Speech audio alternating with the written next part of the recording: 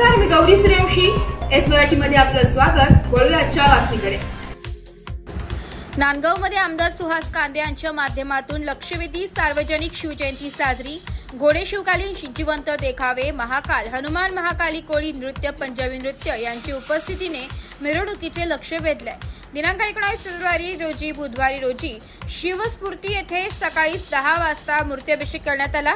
छत्रपती शिवाजी चौक येथून सकाळी bike rally काढण्यात आली आणि संध्याकाळी 6 वाजता भव्य मिरवणूक काढण्यात आली.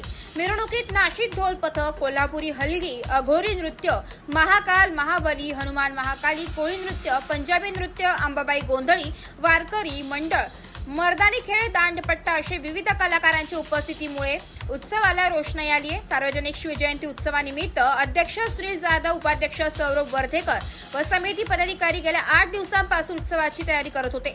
पहिल्यांदाच घराघरातून मुलांबाळांसह नागरिकांनी शिवजयंती साजरी करण्यासाठी उपस्थित होते. आमदार सुहास अण्णा कांदे व सौ अंजुमताई सुहास कांदे यांच्या उपस्थितीत शिवस्फूर्ती मैदानातून मिरवणुकीला सुरुवात झाली. फुले चौक, गांधी चौक, आंबेडकर चौक, हुतात्मा चौक, अहिल्यादेवी होळकर स्मारक, जैन धर्मशाळा मार्गे शिवसृष्टी मालेगाव रोड येथे पोहोचली. युवासेना जिल्हा प्रमुख फरहान दादा खान यांनी शिवप्रेमींचे स्वागत केले. एस मराठी न्यूज साठी जिल्हा प्रतिनिधी विजय बडोदे, नांदगाव.